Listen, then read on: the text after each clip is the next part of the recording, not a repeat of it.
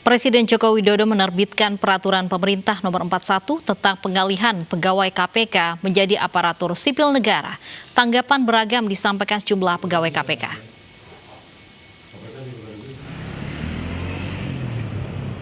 Peraturan pemerintah nomor 41 tahun 2020 ini ditandatangani Jokowi pada 24 Juli 2020 dan diundangkan pada 27 Juli 2020. Dengan terbitnya aturan ini, maka pegawai KPK kini berstatus sebagai aparatur sipil negara atau ASN. Total ada 4 bagian dan 12 pasal yang termaktub dalam aturan tersebut. Namun sejumlah pegawai KPK khawatir perubahan ini memperlambat kinerja lembaga anti rasuah ini. Untuk plus dan minusnya, untuk plusnya ya pastinya kita jadi lebih lebih hati-hati lagi dalam menangani tugas, karena bagaimanapun ya kita ada pengawasan. Nah, untuk sisi lainnya dalam hal bagaimana kita melaksanakan tugas memang agak sedikit pelan ya. Pelan dalam artian ya kita mesti menyusun timeline yang memang tidak bisa secepat yang dulu. Saya karena masih baru, jadi saya belum memahamin sekali.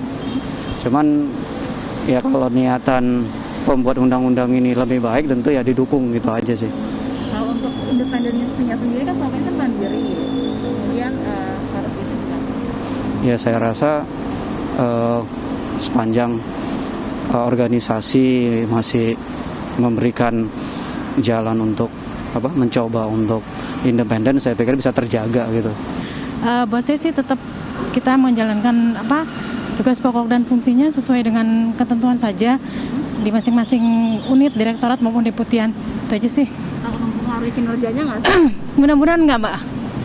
Kita tetap menjaga integritas sama seperti kode etik yang sudah dibuat sebelumnya. Itu aja kayaknya tetap aja lah.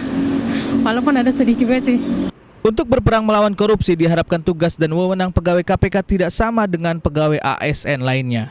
Dari Jakarta, Yusepin Damaris, Rizky Ikhwal Juansah, iNews melaporkan.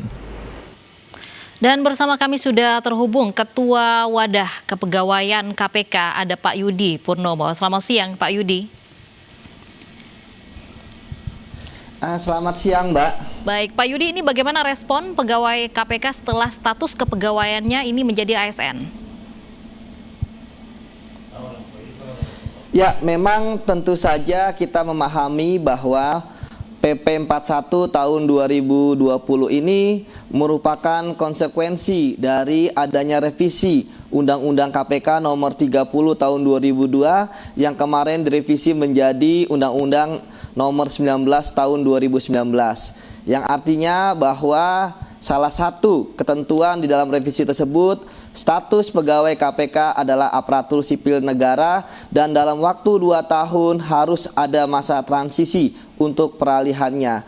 Inilah kemudian yang waktu itu menjadi polemik, bahwa sebelumnya pegawai KPK adalah pegawai KPK yang diangkat dan diberhentikan KPK, kemudian bertanggung jawab kepada KPK, sistem manajemen dengan PP tersendiri yaitu PP 63 tahun 2005. Ya, kemudian sekarang statusnya bukan diangkat ya, tetapi dialihkan menjadi ASN. Inilah yang kemudian ketika itu menjadi kekhawatiran dari berbagai macam pihak, akademisi, bahkan mahasiswa sampai turun ke jalan ya, ketika aksi reformasi di korupsi menolak revisi Undang-Undang KPK. Namun karena undang-undang ini sudah disetujui ya antara presiden dan parlemen, maka kemudian kita tinggal lihat bagaimana upaya turunannya yang terjadi seperti itu. Dan kami harapkan bahwa setidaknya ada beberapa hal yang perlu kita tegaskan di dalam peraturan gitu ya. Walaupun nantinya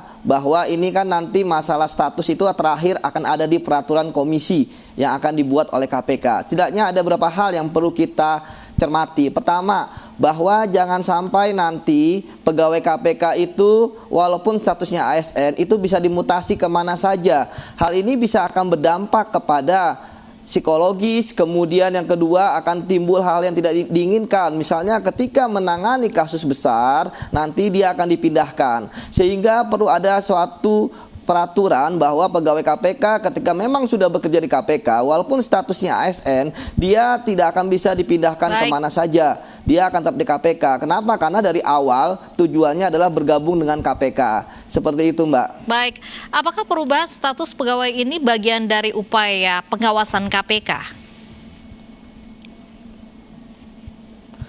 Ya, kalau saya lihat memang seperti itu, bahwa ketika pegawai KPK menjadi ASN tentu saja akan tunduk, kemudian wajib terikat dengan undang-undang ASN misalnya, dan berbagai macam ketentuan lain mengenai kepegawaian yang ada di negeri ini, seperti itu. Tapi ya ini kan sudah jadi gitu ya, undang-undangnya sudah ada tentang ASN-nya di Undang-Undang 19, kemudian PP-nya sudah ada. Tinggal tahapan terakhir yaitu peraturan komisi. Bagaimana alih statusnya? Apakah nanti misalnya pegawai tetap menjadi PNS gitu kan, atau pegawai tidak tetap menjadi P3K atau apa, itu perlu akan dibahas di peraturan komisi. Yang tentu saja kami harapkan bahwa karena memang ini adalah langsung dari pemerintah dan parlemen, maka peralihannya harusnya adalah smooth gitu kan.